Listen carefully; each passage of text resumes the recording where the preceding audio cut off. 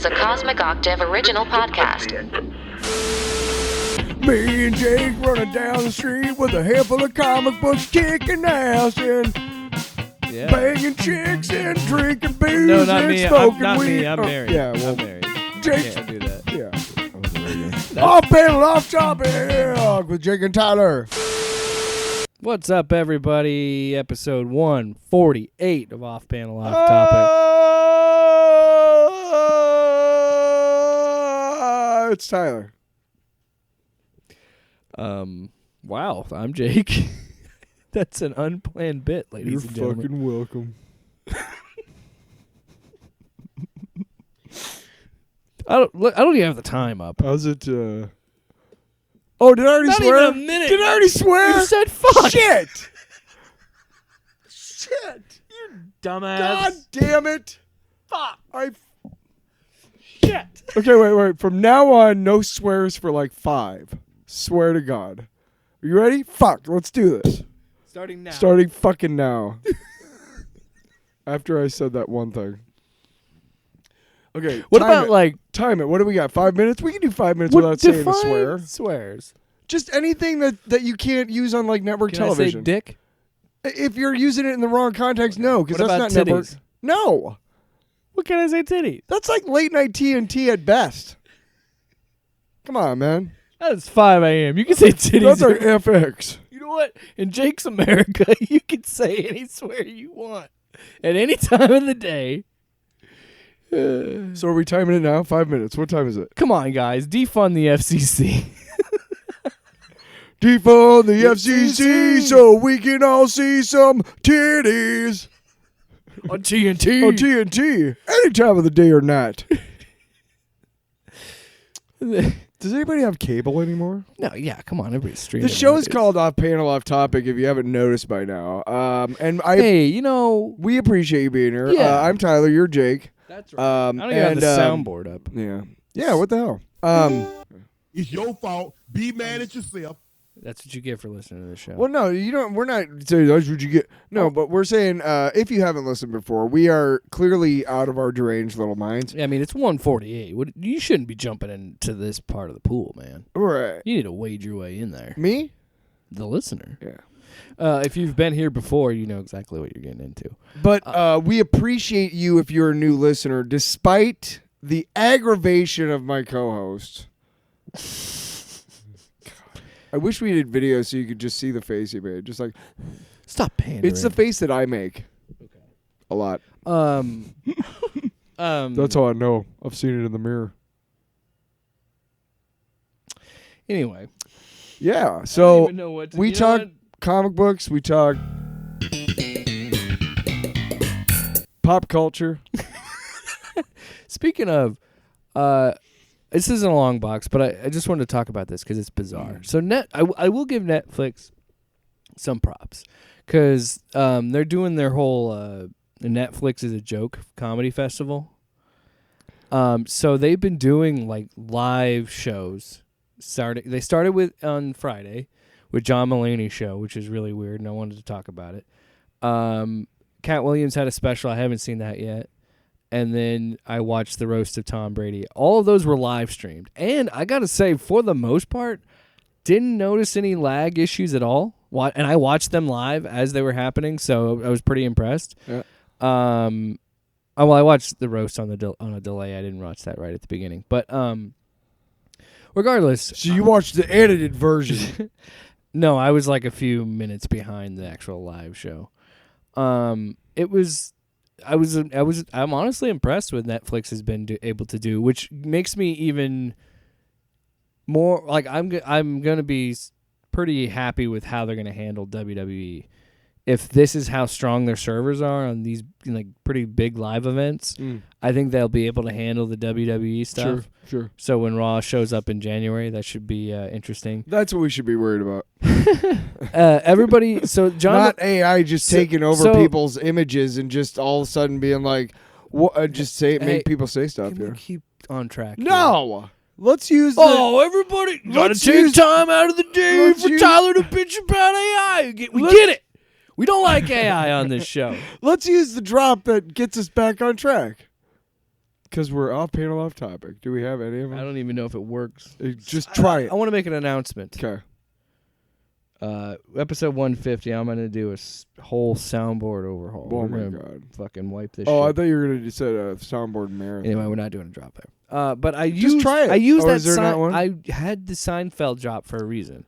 So Jerry Seinfeld was on John Mulaney's show, Everybody's in LA, which is a weird live talk show format that's kind of like late night TV, but it's like John Mulaney, so there's an extra level of like weirdness to it. Like there's some skits, like pre-recorded skits, but like there's his whole topic for the first episode. They're doing an episode every night up until Friday, the 10th. Friday. Friday. So the first night We're singers, all right? The first night's topic was coyotes.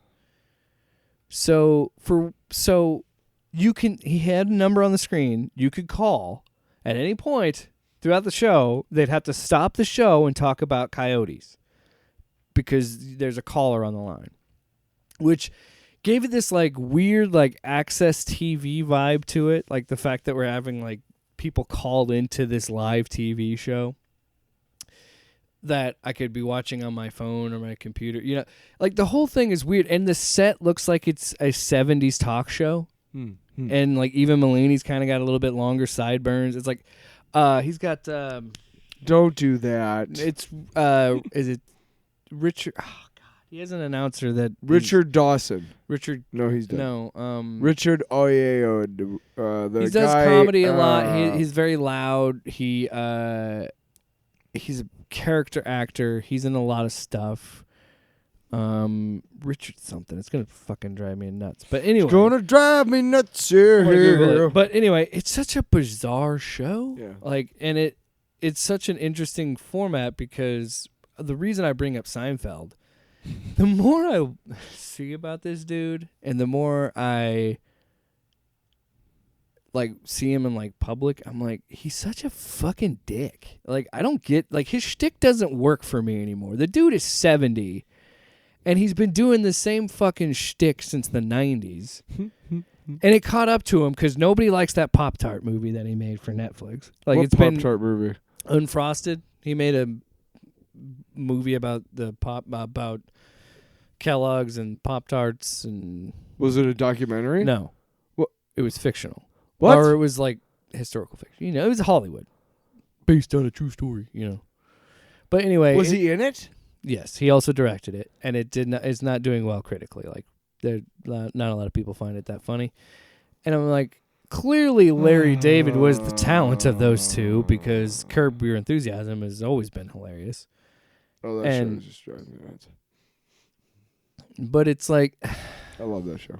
It's just, and so he's on Everybody's in LA, and so they have the topic of coyotes, and then they even have like a coyote activist with them, and like, I don't know, he just seemed really dismissive to that dude and was like kind of a jerk to him, and everybody could be like, oh, that's just Jerry's shtick, and I'm like, I don't know, he just seemed to like be big time in this dude, and I'm like, nobody really cares that much about Seinfeld anymore, okay? And he just seemed like a dick. Then they had the Ray J interview that was really weird because I didn't know John Mulaney and Ray J were good friends. I didn't either. I also forgot that for a minute because I was like, oh, yeah, duh. I forgot that he had the Raycon is the company that he has. And he's like turned into an entrepreneur and he's made a bunch of money post, you know, all the stuff that's happened with the reality shows and all that. Well, he got his, at first he's Brandy's brother. Yeah, he was on that show. Yeah. And then he had the sex tape with Kim Kardashian. And then so way to he get had to the reality show. Hey, look, man, if you can get there like that, man, fucking sure, man. And then he had the reality show, and then he became hustler. an entrepreneur. He's a hustler. But his interview with John Mulaney got weird because he's like going through a divorce, and clearly Who is? Ray J. Oh. And clearly he was No, did he cheat on her? No, I don't know. He said he still loved her, but like I don't know. It was just awkward. But and it's he's like one of those... I just felt like this should not have been a conversation that it should have been happening on live what was television. the conversation about? He was just talking about relationships and like he's clearly still in love with his ex-wife, and it was awkward because he's in the middle of divorce, and it's like Again, I just feel like this should not be on live TV. And I understand it was two friends having a conversation, but I don't know. at some Maybe point, that's the point. some point there needs to be a barrier. I just feel like it got a little weird, but he seemed okay. Like he didn't seem like he was upset by it, but I don't know. It just seemed weird. Regardless, yeah, I am surprised at how well all the Netflix live streams have gone over the last few days. I could care. I hate Netflix. Well, I hate everything. Boo! I hate you especially. Wow. You know what? You look at Netflix and you say, I see that big red N on my screen, and I say, hey, you know what? Boo! Fuck you! All right. Excuse me. So, sorry to kind of segue. That was something I wanted to talk about. We got a couple things to talk about. We got a couple of things to talk about. We got a couple of things. Listen here, this is the Macho Man. We got a couple of things to talk about. So let's talk about. Sometimes we'll just go into fucking Macho Man impressions. Is that You got okay? a fucking problem? You want to fight Wait, about where it? is it? Where is it? You know the one we want. You got a problem? Yeah. Where is it? You just played it like right at the beginning. What? The Mark Wahlberg. Oh. Is it a problem? Maybe. Maybe not. Maybe fuck yourself. Maybe. So, again, episode 150. We're going to talk about it. We're going to discuss it. We're going to add some new drops. We're going to do a whole soundboard overhaul. A whole. Because you know what my mission is? What? We got to get. We're To going to pay get. for a soundboard? No, we're going to get. No. We're going to get better at this. Okay, we're going to get better at sound drops. Why? I'm ballsy. I don't take no shit from anyone. Okay. That's good. I like it. So let's talk about X-Men 97. Which you didn't watch. Oh, Sorry. Was I not supposed to say that? you bastard! Fuck. It's called kayfabe. I know. You just fucking gave away the game. Shit. Hey, Curtin, move out of the way. Hey, you. Get out of here. We don't need you anymore. See, Curtin? That's what. No, but that was how humans act to mutants. Oh. Right there. Yeah. You get out of here. Hey, but it was like 30s. It's supposed to be like the 30s. You know. Yeah. Hey, listen here. Curtains. Even though the show. Stop playing in the alley at night. You know. Even though the show was set in 1997. 1997. So I have made a deal, and I know enough about this episode. I've seen enough of this episode to understand. Well, I'm it. lost. I don't remember it. I watched it Wednesday morning and I'm lost. I don't know. No, I'm just kidding. So Tyler, you're taking the lead on this. So first things first is that basically everything goes to shit. And this is a 3-part finale. Everything goes to shit. Like everybody that is like talking to some okay, so Beast and Trish Tilby, for instance, she turns into a Sentinel. Who is the other one? I can't remember any of the specifics now. Shit. It was last Wednesday, sorry. Jesus Christ. I know. Come on. But there was at one point they were like in Bastion's hometown because they found out where to find him. Yeah. I can't remember how. Whatever. I don't give a shit. Fuck it. We're here. Fuck it. And they got trapped by all these other Sentinels, and I can't remember how they got out of there. I think they got into the Blackbird. They do show Bastion at one point, and they see Magneto like on a big X, and he's out of commission. And Bastion talks to both Baron Zemo and Doctor Doom at different points. They're on TV screens while he's kind of laying out the next steps in his master plan and whatnot.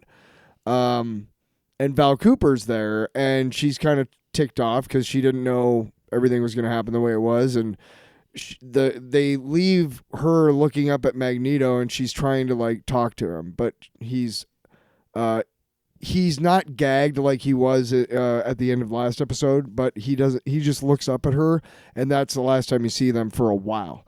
Because then we start seeing all of these mutants in different places. One of them is Roberto and Jubilee, and they're in a mall. And, like, everybody turns into fucking Sentinels and starts chasing them and shit. And they also fucking Roberto's parents find out, or his mom finds out that he's a mutant because they have to crash into their place. I think she turns into a mutant too, his mom. I don't know. Or a Sentinel. I don't know. But yeah, they I cannot remember how they get to Bastion's hometown, who they put the spurs to give them the information. But they get to Bastion's hometown, into his home, and they're with his mom, who's calling him Sebastian, I think, and she turns into a sentinel, and then they realize that the entire town is turned into sentinels.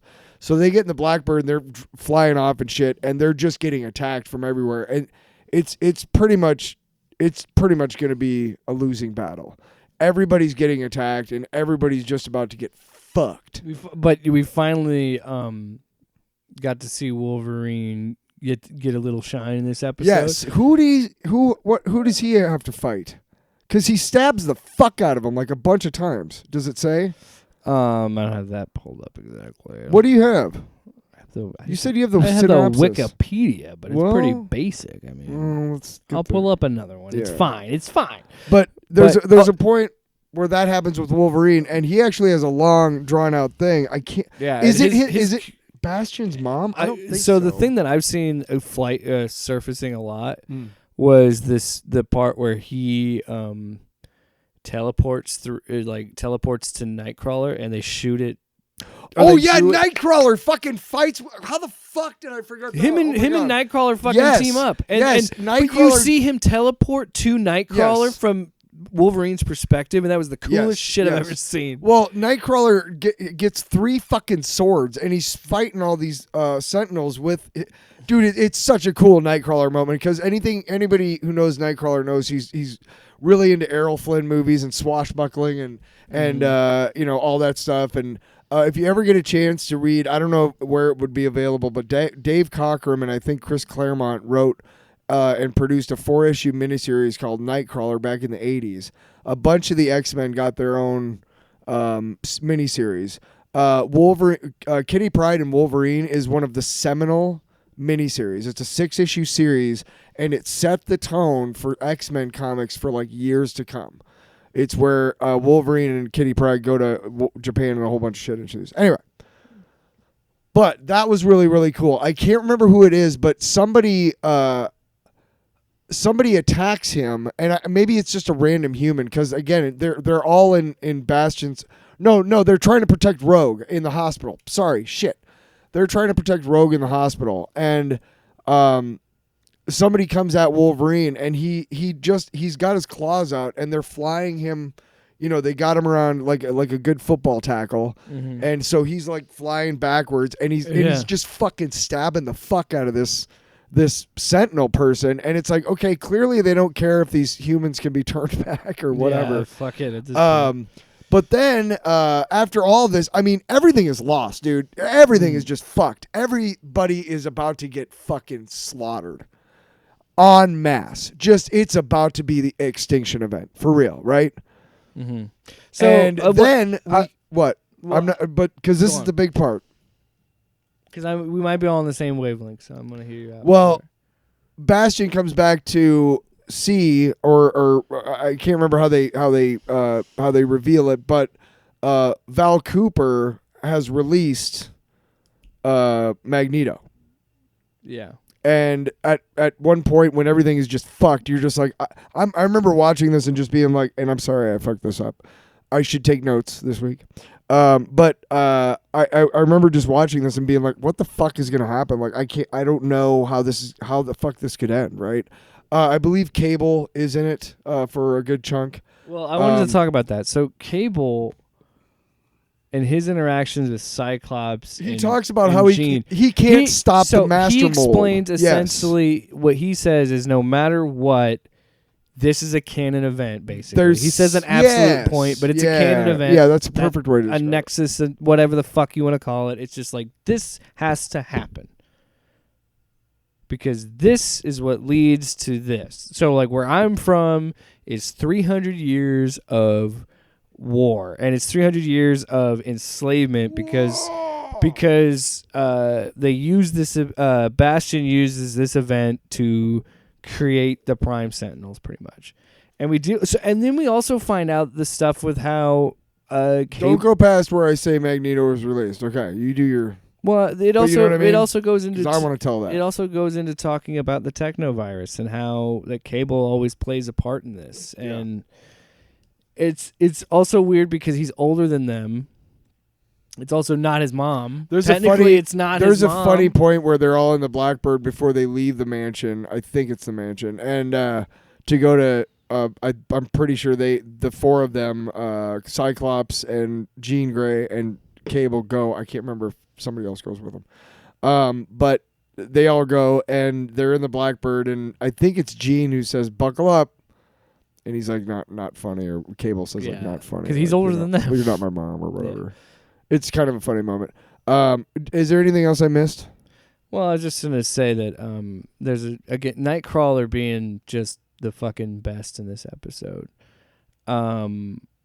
Was that moment with Jean, and she's talking about like I feel like I have memories of him, like I felt like I had feelings of him in the womb. I remember, it was like it was happening to me, and Nightcrawler just says, "Well, who's to say that you don't deserve to feel that way?" Yeah. If that's Nightcrawler's such a great character, and no matter how you slice it up, and then him to talk about like my real mom is evil. She's trying to kill me. That's one thing about I've had more of an adopted family with the X-Men with Rogue. You know what I mean? That's what he's trying to lay out. Well, this is the best part about the episode that not the best part, but I use hyperbole a lot when I describe. So I haven't stuff seen the whole episode, but I've seen good portions. The point where he talks about Mystique being his mom is interesting to me because, for a long time, it wasn't even really hinted at that she might be his mom until like mid to late 90s. Well after I stopped reading. So as far as I knew, that wasn't even a thing. Yeah, they were both blue, but it you know what I mean? It wasn't. That was. And they've already retconned more of that too. Recently, but it was interesting because it showed me that they were willing to throw out kind of incidental Easter eggs because it's not necessarily super important to Nightcrawler's character that Mystique is his mom. Not really. Or that she's not, right? It almost feels like an afterthought sometimes. But that's what I liked about it is that they were willing to say something that was kind of like, huh? Really? Is she? Because it's been retconned, once or twice. Well, and didn't even in X2, they didn't even touch on that really. No. He was curious. In the comics, they didn't at all. I don't think. He was, or in the movies, they didn't at all. He was curious about her, but it was never like he thought she was his mom. As far as I know, currently she's his mom, and Azazel, the red dude, is his dad. They retconned that. Okay. Mystique had immaculate conception, I guess. Okay. I don't know the context of it, but I just know that's something that changed. We've talked about this last week, is that Nightcrawler is such a great character because of the dichotomy of his.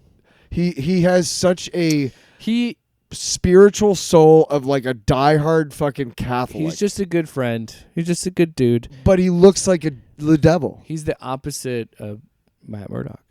He looks like the devil, you know what? But he's positive. You know what? He doesn't have the Catholic guilt that Matt has. He and Wolverine together are probably the best. If I ever had to, if I was ever in like a battle where I had to have two people save me, I don't even know what I'm saying. If I'm gonna fight, I need two dudes to fuck somebody up, and I can get anybody. They can be fictional. Any university. But Wolverine and Nightcrawler, dude, for real. Wolverine's so badass, and Nightcrawler's so badass. Like nobody would touch me. I'd just stand in between them, like, all right. Cool. Hey, don't touch me. Hey, listen, don't go like this too far. I got the stabby guy, and I got the poofy guy. The Bamfy guy, because it's Bamf, not poof. The Bamfy guy. The Bamfy guy. I got the fuzzy guy and the stabby guy. Schnicked. That's the sound they make. Schnicked. So I'm sorry, it's just fun to say. Say it. Say schnicked. Snicked. It's snicked. Schnicked. No. Snicked. SNIKT. Snicked. Snicked. Schnicked. Well, no, you're right. In Mallrats, I hate being that fucking guy. Let's just move on. No. I No, want to we talk don't need to be that guy. because off topic. I'm gonna knock you motherfucker. out. So in Mallrats, No. yes, No. we're gonna fucking do this. Fuck Mallrats. You find the goddamn Fuck thing you. You. in Mallrats. Why? No. Because he Come says on. schnickty, schnickty, schneid, schneid. And that always bugged me. Because I was like, it's not schnickty, you douche. Take it up with fucking Kevin Smith. I have. He won't return my phone calls. I wonder why. Well, I wonder. Is it schnicked or snicked? You got a snickers? my ears. Why did they ever capitalize on that?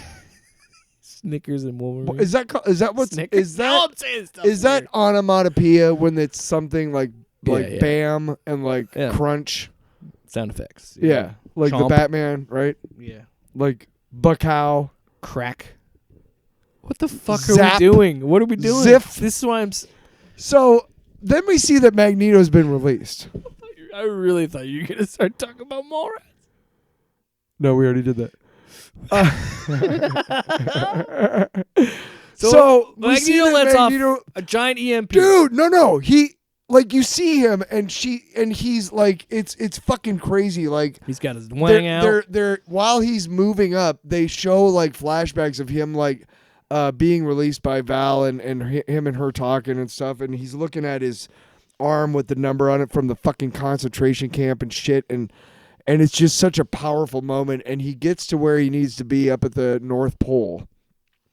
And I guess in EMP, I took it to mean that I took it that he was reversing the poles, which, contrary to popular belief, has happened more than once in human history. So, all of you who are like, Oh no, I viewed it as a legitimate like a pulse, like a legitimate EMP. what I read articles afterwards said in EMP, and that makes more sense because.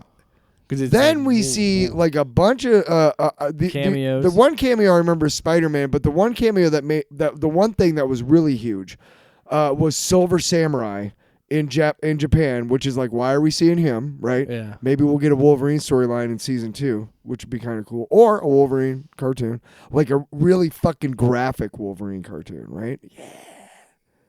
Yeah, but that always Anyway. that had to be his own thing. But then they showed a secret base somewhere where there's a dude inside a tank under full guard, and we just locked the electricity that's been keeping him asleep. And guess who that motherfucker is? Omega Red. Whoa. Right? And he starts like his carbonadium things start wiggling and shit, and he opens his eyes, and that's all we see.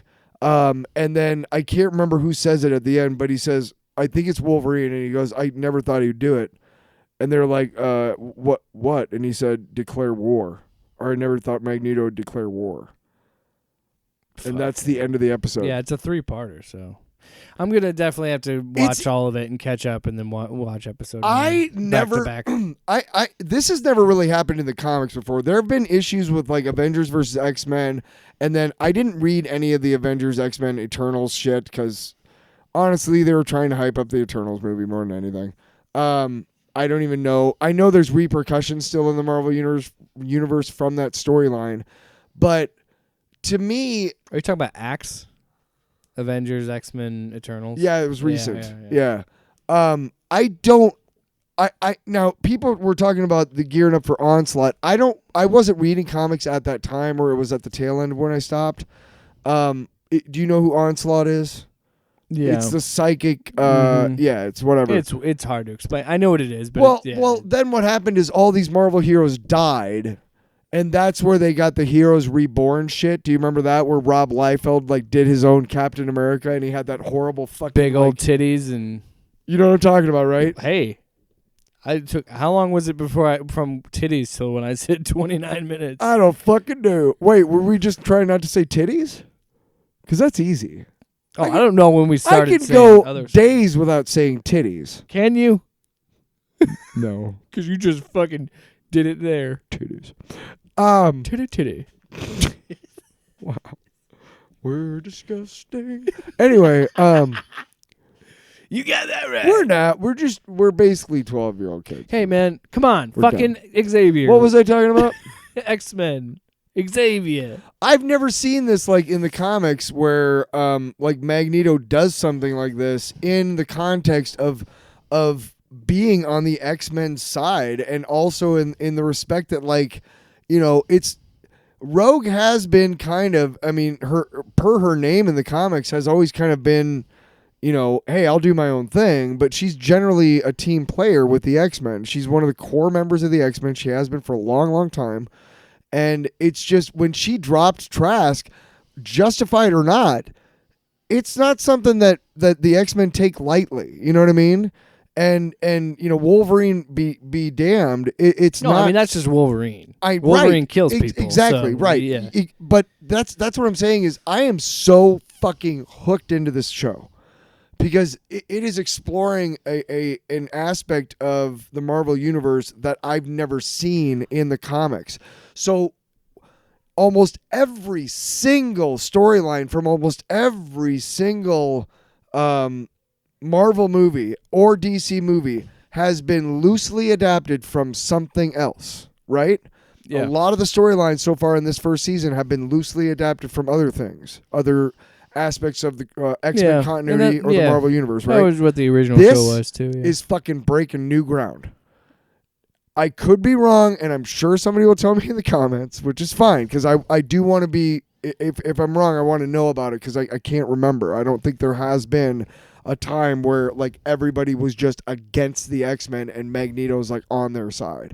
Even when Magneto was headmaster of the school back in the late 80s, there was a tenuous piece between the X-Men and the rest of the superhero world in the Marvel comics. Magneto was a good guy. It's just, you know, I don't know. This is fucked up because now Magneto, I mean, now he's fucked up with everybody, dude. Like, I mean, if Iron Man's flying somewhere, he's dead. You know what I mean? I mean, right? Yeah. I'm just saying, like, well, and this is so exciting because of that. I've never seen or I wish experienced this, and at least as far as I know. I'm sure we'll know more at some point, but I wish we had some sort of context to what happened with Bo DeMeo in Marvel and all that, because this show has just been Fucking bonkers. unbelievably good. Yeah. And so much better than I could have ever imagined. And again, I didn't have I'm coming into it, I'm a relatively new X-Men I wouldn't say reader. I would say someone who just understands the X-Men lore and stuff like that. But like to just see how and know enough about the X-Men and know enough about these characters that like I get emotionally attached to them. And like how well he's been asking, like he broke his silence a couple weeks ago and it wasn't even about what happened with Marvel. He was just talking about the show. And yeah. Well, they probably told how him the running theme has always been we as a society always have a something like this, and it's a big point of, I don't even know how to describe it other than there's always a tipping point, strife with civil rights, and we're always seeing it for different minority groups.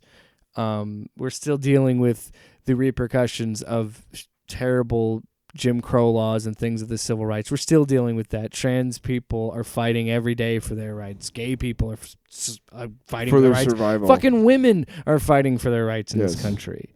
And like the themes that this show is touching on, hitting on, are so it's so on relevant fucking and point, it's dude. and On point. and of course it, and like I said last week, it this is the thing with the X-Men though. It always ends badly. It never ends well.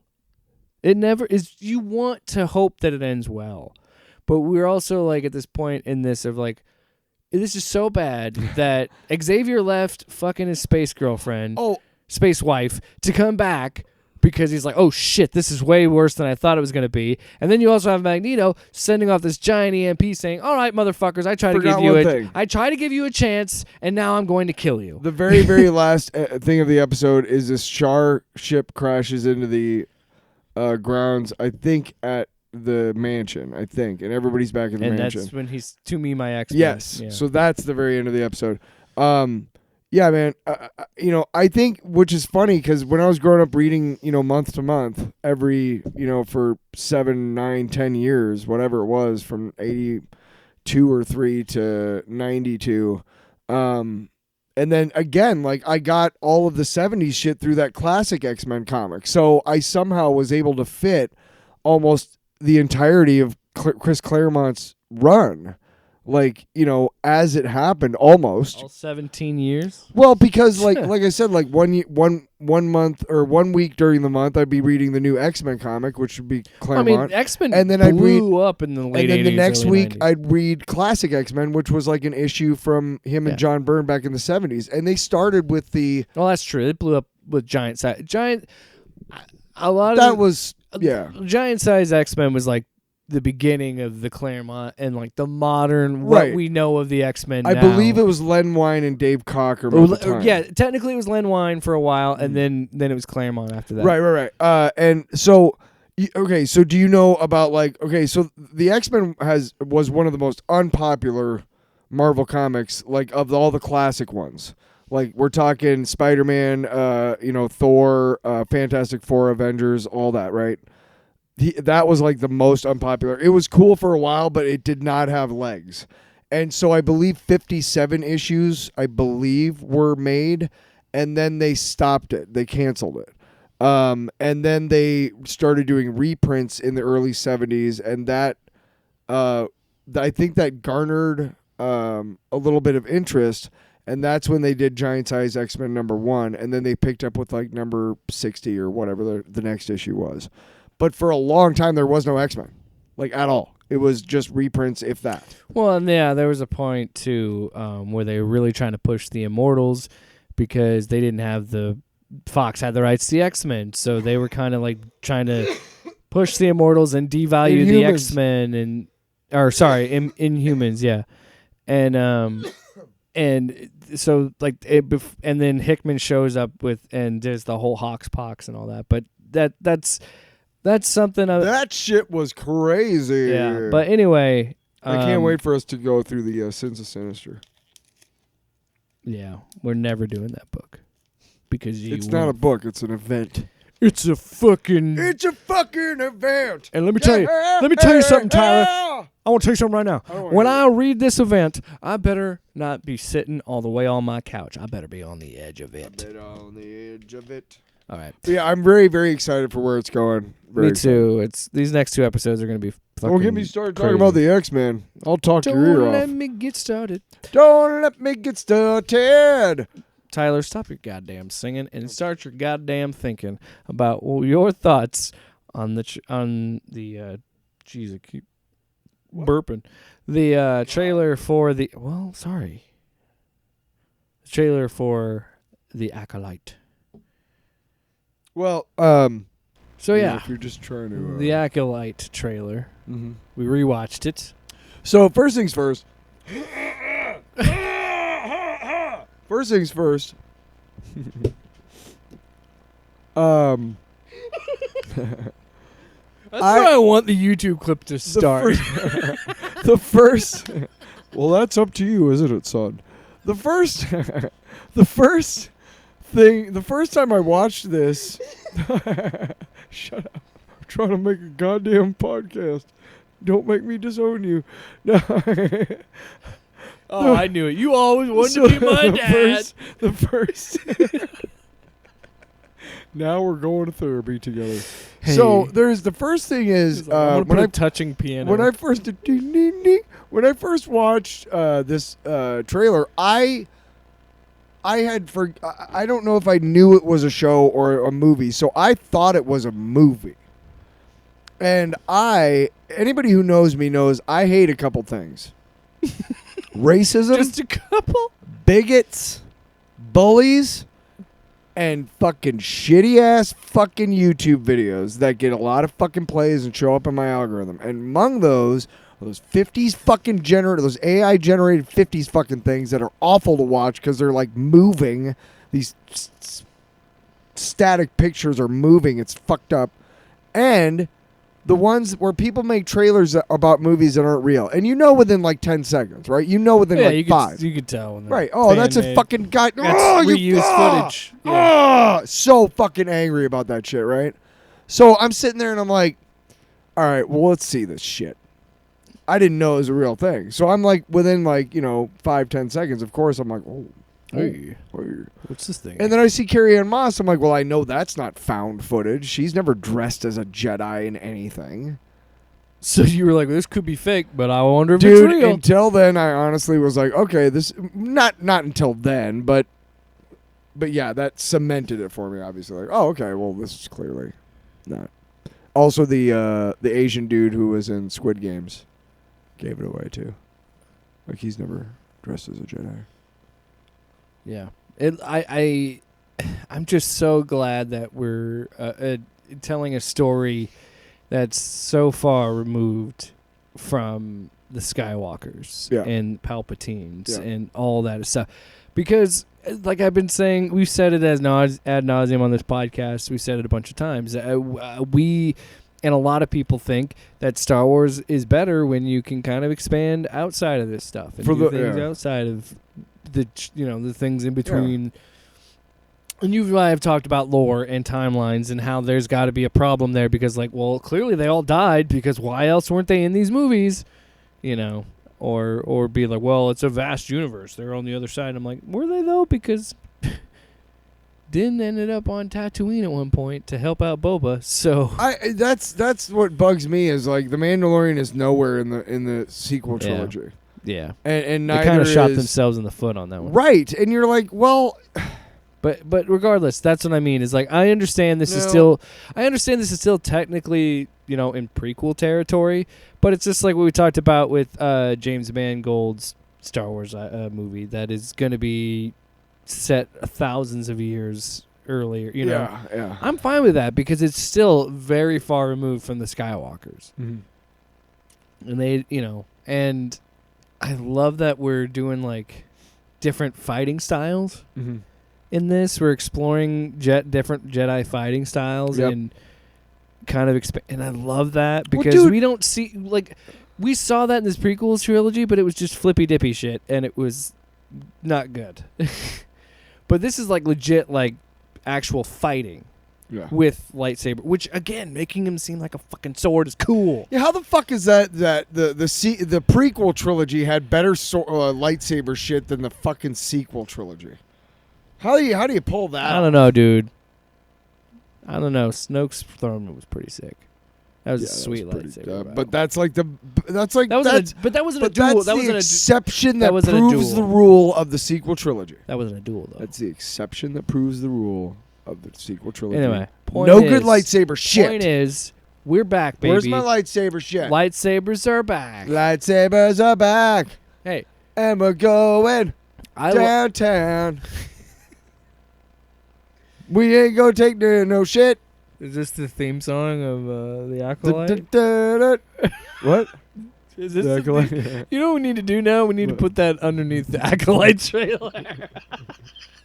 We ain't taking no shit. Going downtown with the lightsabers. Huh.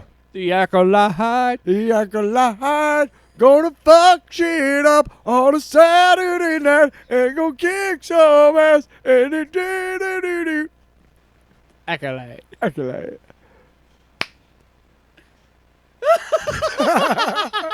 My wife upstairs.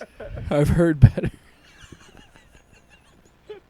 It's definitely going on the YouTube video then. No, I think it was. If it sucks, it'll get plays. I'm so happy they released this trailer a month, on May the 4th. They released it a month before the show's coming out. Just one kind of look at it. It doesn't give you a bunch. It gives you enough to get you interested, and I am interested. And it's gonna be. I think it's gonna be. It's gonna be a very intriguing. I wonder how the fan base, legitimate fans, are gonna act, not the toxic. Well, I did talk types. to a toxic fan douchebag, kind of, if you will, and he was like, "Well, as long as it's not woke and blah blah blah with the beard and the gird and this character's a lesbian for no reason." I was just like, I disagree with you wholeheartedly. And I didn't bother to explain him why I disagreed with him. You want to know why? Why? Go ahead. No, say what you're going to say. Because I refuse to argue with people like that. One of the things that came about when I was reading some stuff about this is kind of the plot hole of one of two things. E. That's not what, we're just jumping to that's E. not what the alphabet starts with, Tyler. Jesus. E for Empire. E for Empire. I'm doing the Star Wars alphabet. Why are you so angry? Okay, so The angriest audiobook I've ever heard. right. C is for Chewbacca. Listen. Sick of saying it. Just so mad. Somebody's just pissed. Okay, so Maybe C for C-3PO. anyway, A, either that is not a Sith. No, A for Anakin. B for Either that is not a Sith, Boba. or shut the fuck up. The bit is over. God. Jeez. Take a pill. I recommend a Xanax. Either A, it is not a Sith at the end there, or B, it is a Sith, and none of the Jedi that encounter that Sith will survive the encounter long enough to tell the Jedi Temple about it. Because if you remember in episode 1, we haven't seen them in a millennia. Yeah. Okay. Yeah, so it's like what? This is what, 100 years ago? 100 years yeah, I before, don't know how they're before gonna the battle. explain that whole As from issue. what I understand, it's 100 Y. Before the 100 BY. Is that how it's? BY is Battle of Yavin. So Mhm. so 100 before Battle of Yavin. BBY, whatever. Fucking nerds. Oh, it's BBC. You fucking nerds. It's BBC. Look on No, your face. the Star Wars timeline is exclusively like tied to the Battle of Yavin, which takes Yeah. place in A New Hope. So it's like BBY and ABY because after, so you know, like Force Awakens takes place 30 years after ABY. But I don't know if they denote it like that. Hey, if you're a super nerd, call us in and tell us how you denote time. At 555, go fuck yourself. Wow. Wow. We are not that mean. We are super nerds 555, ourselves. let us know. Let us know. And it's spelled LETTUCE. N-O, because it couldn't fit K-N-O. Y. W. X. Why? Because I fucking said so. Nice. All right, moving on. The reason why is because we have that. No, but we have that canon thing in Force Awakens, or sorry, in Phantom Menace, which is also when we had that awful fucking puppet of goddamn Yoda, and then that weird fucking chick Yoda. Hey, my bottle. Her name is Yaddle, you bastard. Yaddle. It's Yaddle, not Was it Yada. Paddle or Yaddle? It's Like fucking Yaddle, stupid. like is what it is. Paddle? It's Yaddle, paddle. That's what I heard. That was her name in college, the old Yaddle Paddle. What the fuck?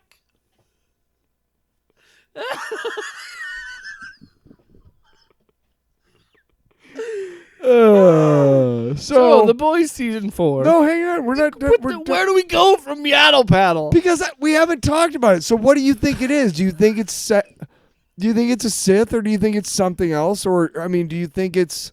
Are they gonna just all die? What do you think? Also, Daphne Keane is in it. We didn't talk about that at all. We didn't talk about Daphne Keane being in it. She's the one made up in prosthetics and shit. From Logan. Yeah, I don't know. I truly don't know how they're gonna explain that. I think honestly, if it's a choice that I have, all of them die. Yeah, I think that's the only route to go. Is to say they're dead, or like there's some sort of they're like, there's some sort of like Sith, loyalists that are like just will not give up. I don't know, because then you kind of paint them in a sympathetic light. Well, here's right. If you have all the Jedi hunt them and what kill them, it seems Fuckface did wrong, and I can't remember if it was George Shouldn't it be the or opposite? if it was a Legends story that did this. But the whole the whole order rule of two, such a dumb canonical thing. Hey, George, let's get your opinion on that. Maybe. Maybe not. Maybe fuck yourself. Thanks, George. I don't remember. Thank you, George. Thank you, George. Moving on. I don't We remember- are moving. No, come on. Have you ever not thought that was so fucking stupid? Okay, Darth Maul and fucking Dooku and fucking Palpatine all exist. So the rule of two is shot there already. And then what the fuck is Grievous? That's a drop. What the fuck is Grievous? Drop overhaul episode Your 150. attitude, You better get in there. Your attitude is grievous. Egregious, more like it. Okay. The Boys season 4. Yeah. Way to get us back on track, Arnold. Yo, yeah. Thank Do you. we have Get Your Ass to Mars? No, we don't. Well, why the fuck don't we? You don't. You want to know the truth? Oh, It's because we're Sloppy. fucking all right.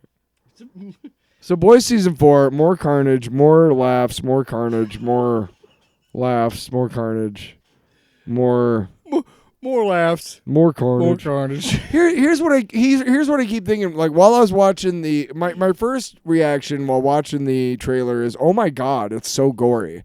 And then I realized I've watched 3 seasons of this show, and within the first 5 minutes of the first episode, somebody gets literally just dusted because they're standing in the street and somebody with super speed runs through them. And that is gory as fuck. And I think by the end of that episode, somebody shoves a bomb up somebody's ass. Yeah, he shoves it up the invisible guy. Yeah. So, I'm sitting there watching this trailer oh my god, this is so gory. I don't know if I can handle this. And then I'm like, what are you talking about? You've been watching this for 3 seasons. It's only because it's all been chopped up and put into 2 minutes. Yeah, And that's just a montage. That's not even all of it, right? But because it's been... Oh yeah, but Right. what it's showing to me in this season and what it's shown throughout the whole run is they do this interesting thing, and what makes it such a good satire and what makes it so enjoyable is it has moments where violence is used in one of 2 ways, and sometimes yes, it's done humorously, but even then it's still horrific. Yeah. Because now we are seeing Homelander embrace and not have to wear his mask anymore and just embrace he is a sociopath. And he says, you're no longer celebrities, you're angry gods. And I want to see wrathful gods, show me some wrath. And then you see their violence. And I can't believe the Deep is somehow still involved.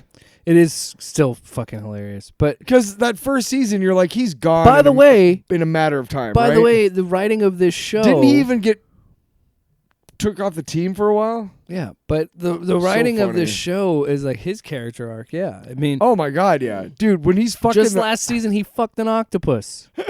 And now he's got a baseball bat and he's talking about how he's saying violence is power. And I'm like, this is kind of what was creepy. the part where somebody, that one girl, stuck her fingers in his gills or something? Remember Yeah. that? Oh. Weird. Yikes. Yeah. Well, he is a predator. Well, and it continues to just be you and I were talking about it. I haven't seen anything saying this is the last season. No, I said... But it does feel like we're escalating to a point where this show has to end soon because logically where it's going, it's because we got the virus in play.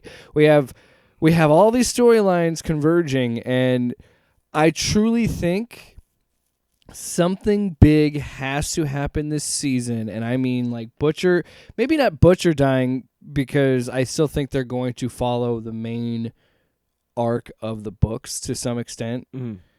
I just think they might be speeding up the process a little bit, but I think you have to, because if you don't kill somebody in this season and have all this hype like you did the last season, and had like one big reset, and the big reset was Maeve lost her powers. And yeah, Homelander killed a couple people, and then he killed someone in public. That was the big turn at the end of the season, right? It's a great season, but you still have kind of a return to the status quo. So I feel like this has to be a big step where like someone important dies, like maybe Mother's Milk dies. I don't think Huey or Butcher die, but I could see them going, or Frenchie, or any of those. They made a whole thing where they seem like they're going after Starlight now. She's here's the thing is that who's the new character, the redhead? Do we know? I don't have. I can try. Why don't you look it up while I? Yeah, you just ham it up. I'm gonna ham this shit up like a piece of bacon. Or maybe a couple of scalloped potatoes, maybe with a nice pineapple glaze. Honey glazed ham is getting it to it. Honey glazed ham is getting it to it. Have you found it yet? Nope. Slices of bacon and Canadian bacon. Ham. Are we still recording? Yes. Wow. Okay. I never. So if you think about it, the guy who is running the show did Supernatural, which was like 17 seasons or some shit. Yeah, that's crazy. I mean, just a long, like right? 11 or 12 or something. But I feel like the way he's been doing this, I feel like he has. Now, every year they have to get the go-ahead to do the next season, right? They haven't been given like a go-ahead to do however many they want, I'm assuming. Yeah. Isn't that right? We always have to wait for them to renew it? Yeah. Okay. So let's assume that he is just like every other TV show and he has to wait for renewal every year. So he doesn't necessarily know if he can set a set number of seasons, right? Like he can't say like, I know it's going to be 8 seasons because what if it gets canceled after 5, right? Mm-hmm. So I think well, that's what I mean. I think they're speeding this up where like I think the next season or so could be right. He wants to get it done like so that one or two seasons he left, wants to yeah. finish it. He doesn't want to leave it unfinished, I think. I can't Because Supernatural has such a huge and rabid following that it's got to be a fucking fantastic show. I'm going to assume that this is Valerie Curry is playing the firecracker. That's the female that looks like patriotic firecracker. Like I said, something big has to happen. I think some character has to die. Mm-hmm. Even if it is like you bring in Firecracker and kill her, that like immediately, that would be kind of funny. Who was season 2 that they killed off, or was it season 3? Stormfront was in season 2. That's okay. So she basically had a whole season, and then she died at the beginning of season 3 because she had Yeah, she was burnt to a crisp. And that's okay, because she sucked. Because she was a Nazi. She was a Nazi bitch. Fuck it's not going to... No. Yeah, that one, yeah. But I don't want to, like, ever have anybody, like, using my voice. I don't know. I don't want to have a hit. A song, like... Who would use that positively? I'm saying... I mean, there would be someone, but I mean... I doubt it. I don't want to. First of all, those people would not listen to this podcast anyway. That's fair. So, fuck them. Fuck you, skinheads! You don't get our music. We can count on the 12 of you not to, take what I said out of context and make something embarrassing. I hope. Why don't I just go ahead and give you the idea? Ready? I'm ballsy. I'm excited. Do we not have Skeletor anymore? I like the silence. I don't know what you mean. Yeah, not working. God, this is why we're making a new sound. Fucker, we better have what next? I'm gonna soundboard. shit a brick. We better have Skeletor next soundboard. See, I don't like that one. Why? It just means nothing to me. It holds no emotional attachment to me. This one. Godspeed, Spider-Man. See, that's good stuff. That's from like the beginning of the show. So that stays. Of course. So we should do this off the air. One more bit of news, and then we'll wrap it up. And this will be a shorter story. So Chris Hemsworth He's out doing some press for Furiosa. Can I say one thing really quick? Can you make it epic? No, dude. Ladies and gentlemen, I fucking love. Go ahead. Yo, finish what you're saying. No, just say do your sound drop. It doesn't Does even work. work? It doesn't even. Which one was it? Which one was it? Which one was it? Talk about Chris Hemsworth, please. Which one was it? I don't give a shit anymore. So fucking pissed. I've been doing nothing but because we're gonna see it here. What, a couple weeks? Furiosa. What, 24th? It's the 24th. Yeah. I'm fucking super excited because Anya Taylor-Joy is awesome. The only thing I've seen her in is New Mutants, but she kicked ass in that. And she's great in The Menu.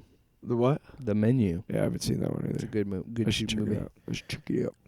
I said show and I said movie. But I'm really excited for that. But Hemsworth is really making me excited about this because the prosthetics, I don't know if they just gave him like just a little bit of like a mask kind of, but Well, he they just gave him like a prosthetic nose. he has.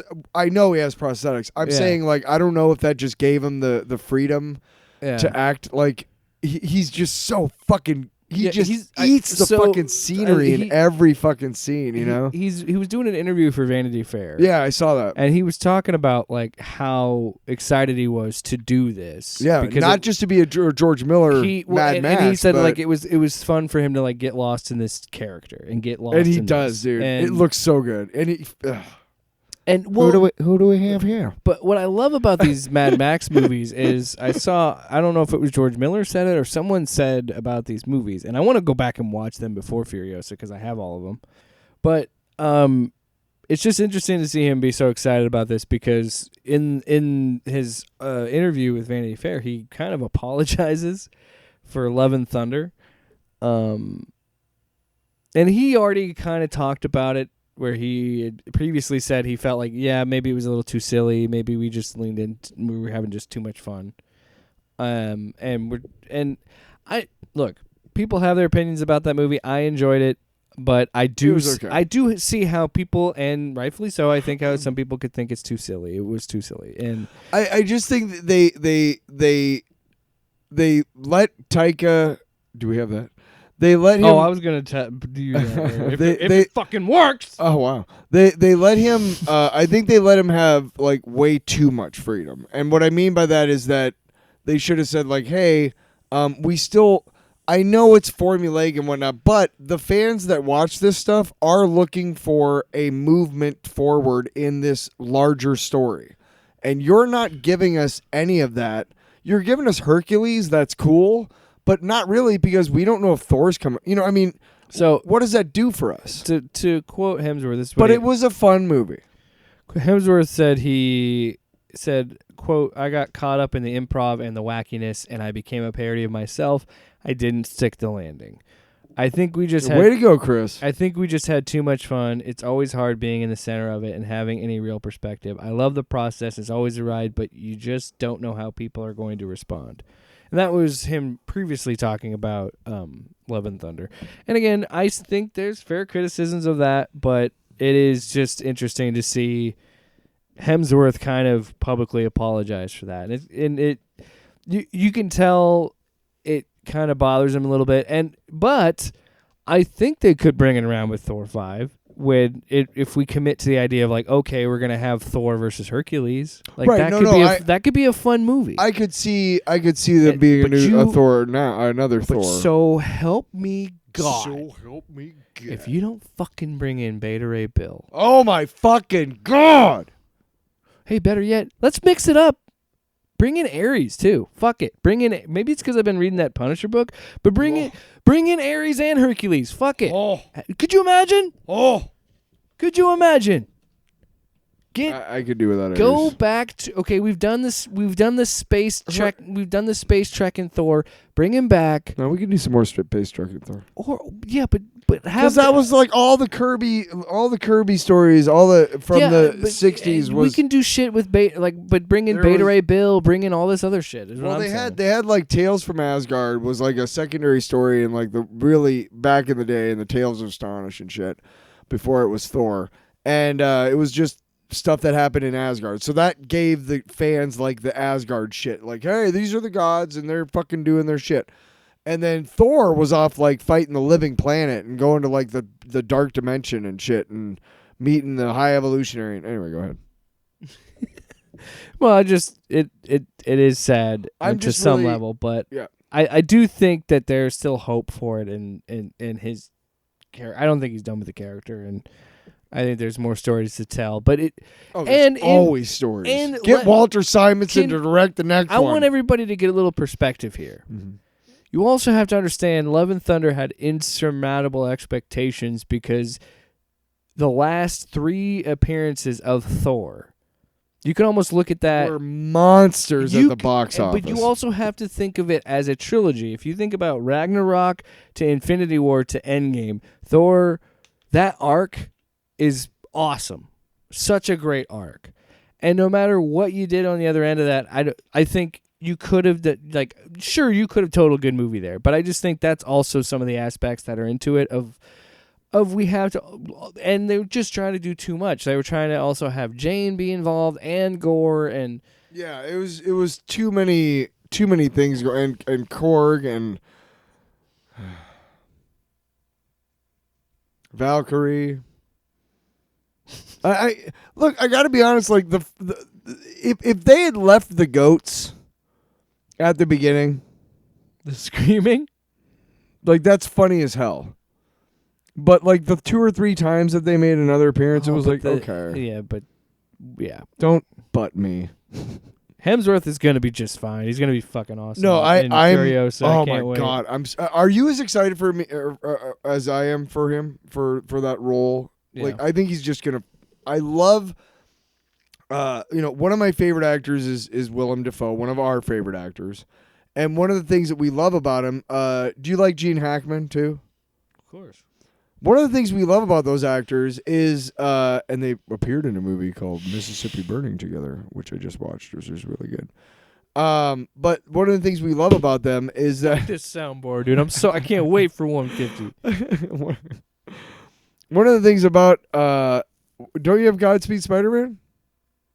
Godspeed, There you go. Spider-Man. It's Willem. That's not the one I wanted. I wanted to I finish know, it. I know. Sorry, he's just being complainer. Anyway, they chew the scenery. I love watching actors do that. So that is going to be fun. I don't think it was Chris's fault. I think there's one person to blame. Fucking Tiki Watiti, dude. I fucking quit.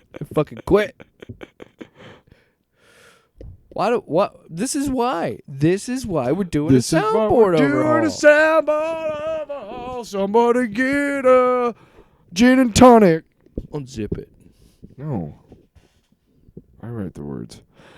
Let's move on to what is it? Is it long box time? You know what Do we time have it that? is? It's time. Who fucking knows, Tyler? Let's find out together. Because I don't still have it. Well, I might. I think.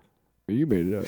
You must be out of your goddamn mind. Yeah, Yeah, what do you think of that? we got that. That's good. Yep, don't have thwip spin the web, so this app sucks, dude. Long fucking monkey. It's a long box. Slong box. Schlongbox. Can I go first? I guess so. Yeah, of course. So this weekend, I'm not gonna be a dick. this past about it. Of course you weekend, can I don't go know if you first. know this, but there was the 150th Kentucky Derby. And I do want to point out before you continue that this is the very first time we've done a sporting event as a long box, But I want to point out that there's nothing wrong with it because it is anything that we are watching that is interesting us. Well, you know what? What? I'm just kidding. No, I didn't go to the Kentucky Derby. Shut up, dude. Whoa. Sorry. Shut up, dude. I'm only saying this because it's the story of it. Okay. And I didn't know where else to stick it. My mom Where told am I me she gonna watched it where all am I day. gonna put- Sunday? Was it Sunday? Saturday. Oh. So, but this is the thing. There's all this pomp and circumstance for this, but the race itself is like 3 minutes. Yeah. It's over. I know. But no, a friend of ours was having a Kentucky Derby party. It was also like, You should watch, if you get a chance to read, before you continue, sorry. Go ahead. Just finish your thing. I want you to talk because I have been interrupting you. I'm really sorry. fucking I know. guy. I'm going to shut up. I do have one thing to say when you're done, of course. But the floor is now being yielded to Jake Williams. Will you shut up then? Okay. So anyway, I never watched the Kentucky Derby. I knew of it obviously, but so, we all dressed up as what you would at the Derby, which again is like these ridiculous costumes and all this stuff and these ridiculous, hats and suits and all that shit for a 3-minute race. So, but anyway, we did like a friendly thing of like we all put in money to bet on which horse, and it was a winner take all. And I was looking through the horse's name, which by the way, the governing body of that stuff, they make them have the most like silly names or memorable names. They had to be weird. Like one of them was T.O. Password. There was one that was I'm trying to think. There were so many. The one that I picked was Mystic Dan. No, yeah, we'll get to that. So No, but you got to love a just name. names like that, right? Like they had to be pretty specific. And so I looked through the list and I don't fucking know any of this shit. I don't know. I don't care. Whatever. It was like $10. So I threw in some money for Mystic Dan. So we sit down, we're watching the race. And I was trying to play it as cool as possible because here I am. Nope, I don't know fuck all about the Derby. I'm at this party. I'm having fun, talking with some friends. And I'm sitting there and I'm getting like freaked out because I'm seeing this fucking horse pull away.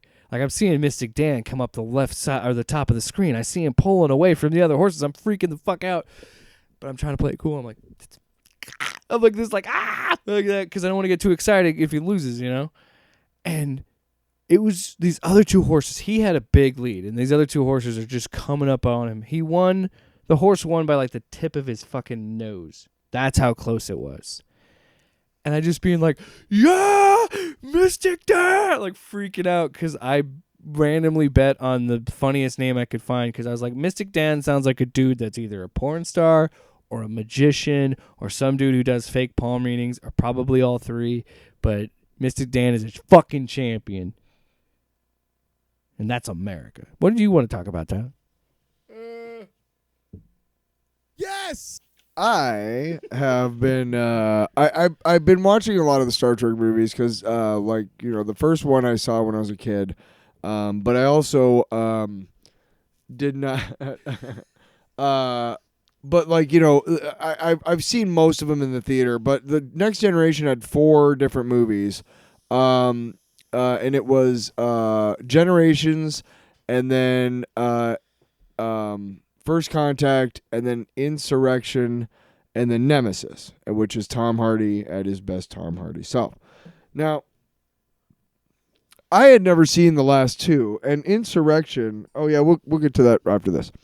Sorry, I was like, I wanted to make sure we didn't forget. I'm taking stage direction, but you can't hear the stage direction, so it sounds like I'm answering a question. I specifically pointed at to not have you verbally acknowledge, but to just see what I was pointing at so we could talk about it later. But here we are. I'll make this quick. Insurrection. Stick it in there. Insurrection is a movie that deals with people with forced relocation.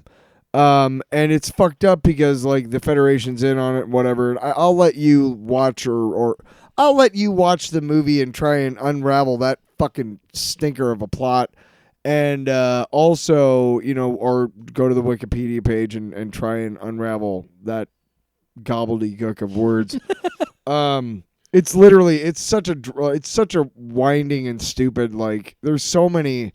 It could have been done so much easier. Anyway, it's talking about forced relocation, and the problem that I have with it is not that the Enterprise ends up like they end up like going rogue against Starfleet, right? So they're all in street clothes and they got like phaser shotguns, like I mean, you know what I mean? It's like it's about as whatever as you can get for a Star Trek movie, right? It's about as action-y, kind of, Mel Gibson-y, lethal weapon-y as you can get. Mad Maxi. Predatory. What women want to? No. Oh. He wasn't like an action movie in that. Or he wasn't an action guy in that. He was just a comedian. Yeah, that was it was a rom-com. It was a fucking joke, Tyler. Mel Gibson. You ass. I almost said Mel Gibson. Mel Gibson, the famous Australian. But I'm not that other guy. I'm just a guy with a knife. And not that fucking guy either. Because it's a crocodile. Yeah, not that guy. The problem I have with the movie is not that it's first of all, again, it's every fucking generation, next generation Star Trek movie has to have a fucking goddamn song and dance fucking, like, it has to. It has to feature some sort of fucking, like, hey, I'm Michael Dorn, and did you know I make albums? Hey, I'm Brent Spiner, and did you know I make albums? Hey, I'm Jonathan Frakes, and did you know I'm Patrick Stewart, and then, yeah, let's sing some Gilbert and Sullivan on a spaceship all day. Enough. Fuck Okay, was that, enough. dude? Enough. It's enough. It's enough to make a grown man cry. And I'm not talking about a song. I'm talking about a fucking starship. I'm not talking about singing. Why are you singing on this goddamn movie? Why are you wasting all this fucking time and money building these sets so you can pretend to fucking sing? No. Okay. Anyway, the problem that I have is it's about forced relocation, and not one of the fucking people being forced to relocate is every single one is a white person, and it's like, ooh, tone deaf, ooh, yeah, boo, yeah, because it's like, what? Yikes, because you're thinking about like Native Americans and things like that, and you're just like. Because you're trying to make a point about, at the time, I can't remember what the real world thing was that they were trying to bring light to. But generally, in human history, white people don't really have to worry about being displaced. And that's kind of what it was like. Boo. Yeah. It was also a poorly done movie. The plot was so, like, thick with just shit. I know. I heard the musical number Oh, cool. from the movie that you just performed for me a little bit earlier. So I figured that's all I need to know about that movie. Tyler, we got a comic book. Okay. I found it in my pocket. It's called Punisher. I'm really, really sorry about the song. Well, you fucking... You sound like you're Kurt Cobain before he's about to fucking play a song. We're really sorry about this sticky song. shit on my comic book? What are you is talking going about? on? Feel the top of that. What is that? I don't know. It didn't come out of the... What is on... What is Sticky. that? What's sticky On the shit? thing. On the don't know what board. that is. What is that? I don't know how that got. Well... Yeah, give it over here. I'll Give me the fix book. it. I don't care. I'm not that pissed about it. Give me the book. I am. Give me the book. Or do you need to look at it again? Well, Punisher. I can start with the book. It's Yeah. Punisher number 7. Number 7. I read this earlier today. God, enough singing already. Talking to me. Yeah. I was telling myself. Jason enough. Aaron writing this one. And this remember. is book 2, part 1, right? Book 2, chapter 1, King of Killers, Punisher number 7. Punisher number 7. I'm Regis Philbin. And this audiobook is read by Christopher Walken. Wow. That was not very good. Yeah, shut your You can do a better one. So the book starts. This is when, excuse me. This is when you were telling me this whole time Like, just wait until the book switches perspectives to Maria. It's mostly Maria. the thing up till this issue. It really, the one thing is you really don't see it from Frank's point of view so far, and you're seeing it from the priestess's point of view, or from Maria's point of view, or from, it's those two points of view. You really are not seeing any of this story through Frank's eyes, not really. And that's kind of on purpose, because we're deconstructing the Punisher. We've fucking seen the story through his eyes enough. So, continue, sorry. But she says the book literally starts with him, the silhouette of him, like with red smoke coming around, making horns, and he just looks like the devil. Mm-hmm. But it's always the same dream. I open the door and there's the devil. You'd think I'd scream, but I never do. I let him in, introduce him to the children, serve him dinner. I take him into bed, into my arms. I tell him I love him. And then she talks about, like, when they make love, he calls himself the Beast, and she's having these weird dreams, and she's had it ever since Frank left. Mm-hmm. And then it's juxtaposition of, like, what's happening currently, where Daredevil shows up and is like, okay, man, this is fucked up even for you. Mm-hmm.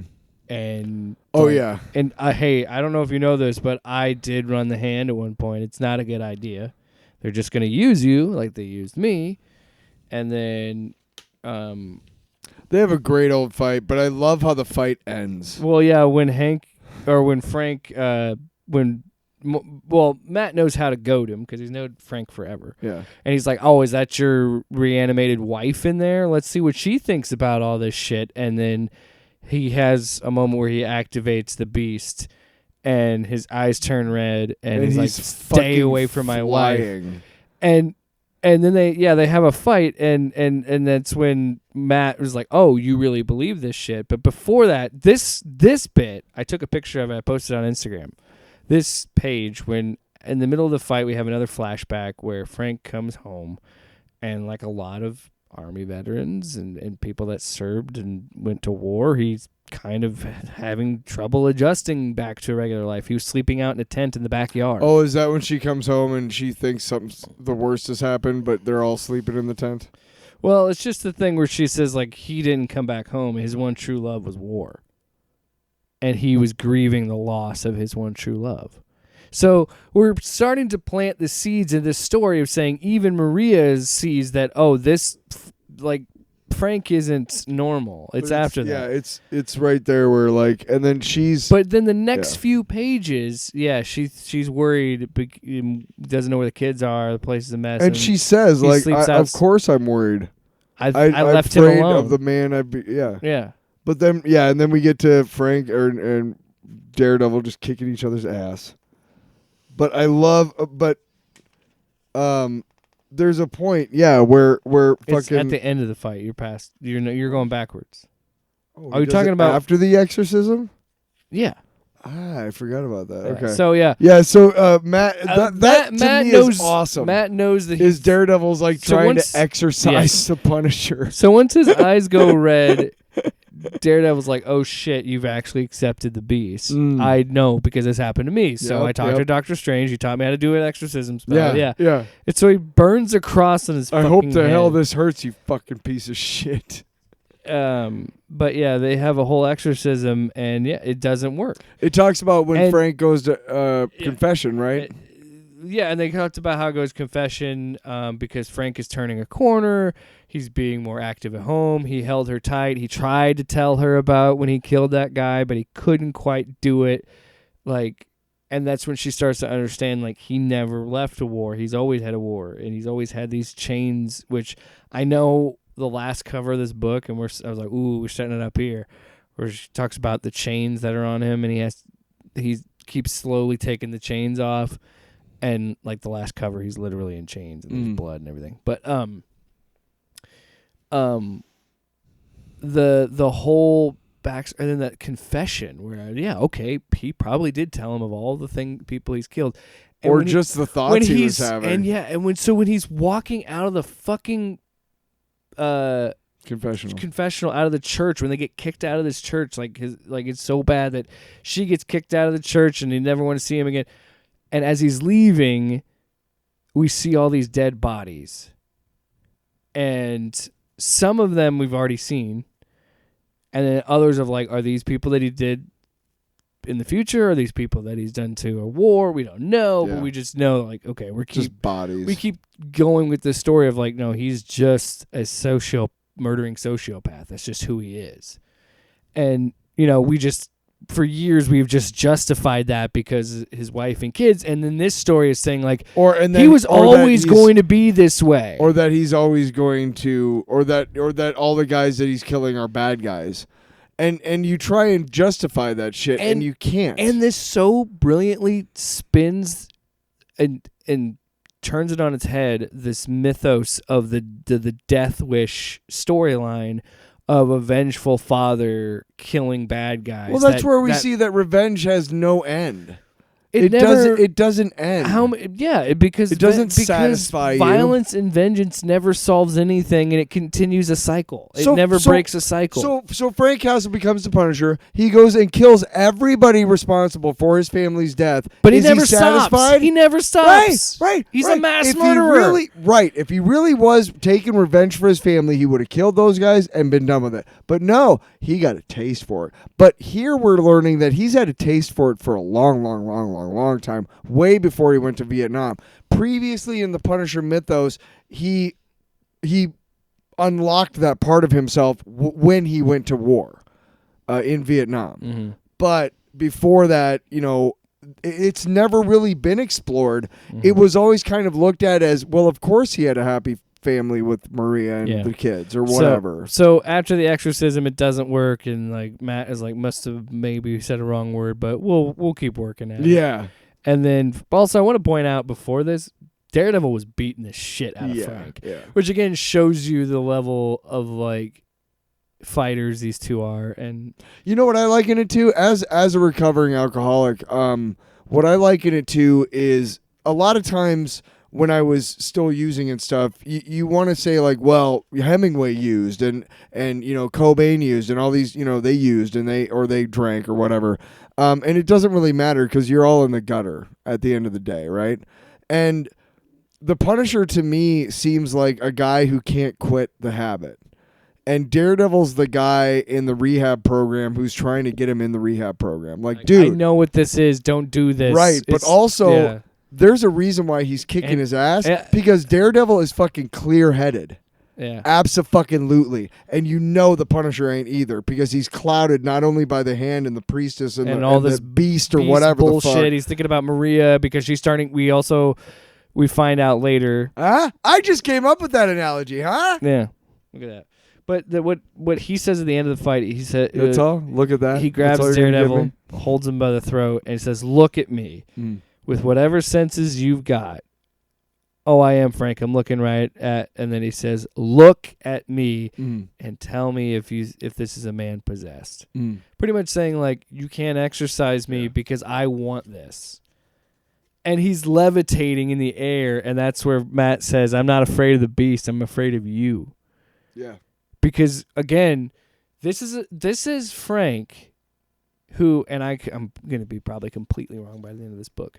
But the way I look at this and where Frank is in this point of the story, the way I view it as when he's levitating and he's doing this stuff, he is, again, wholeheartedly believes that if he ends war, if he ends this shit with Ares, that he can finally be make at peace things with Maria, right, which is bullshit, and make things work with Maria. Exactly. Then he's just gonna find because look somebody at this else man. to He kill. says, "I'm not possessed. I want this. Yeah. I have to have this to kill Ares." Pretty much. That fucking scene, that panel where Daredevil's like Mary, Mother of God, is like, holy shit.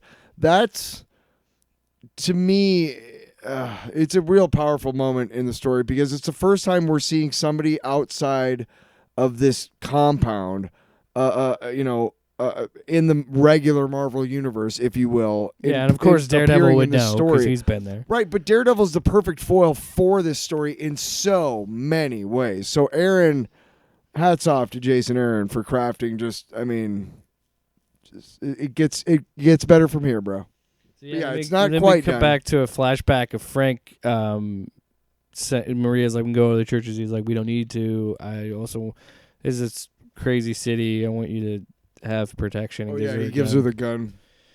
Then we cut to the present, and Maria is saying, I've been having the same dream every night since we went to the walk through the woods.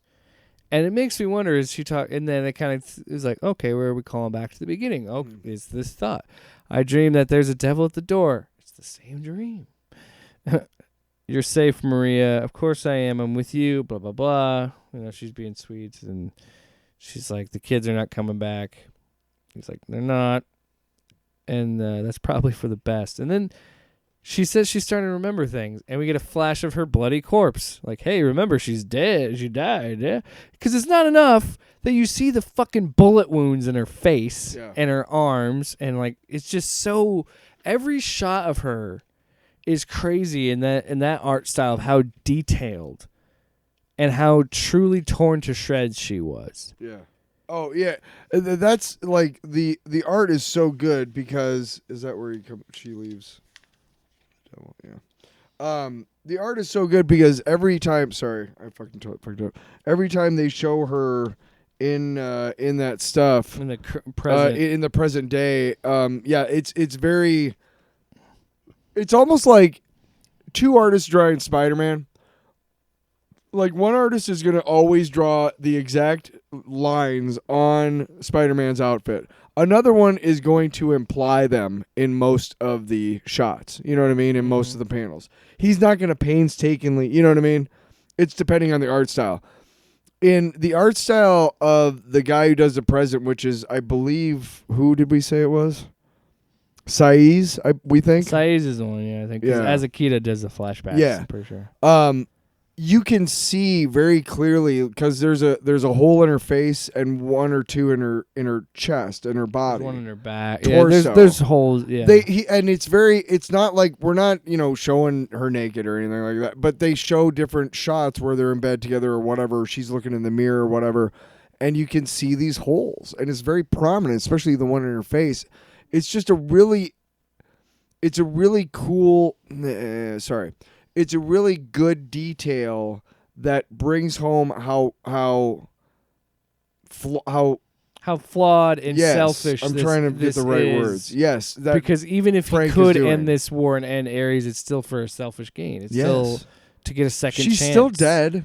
I mean, and who's to say that she's gonna stay alive? Why would the Hand keep their deal? Yeah, why would they let him leave? Whenever how often does a deal so with the the book devil ends on a great on a great cliffhanger. Ares, okay.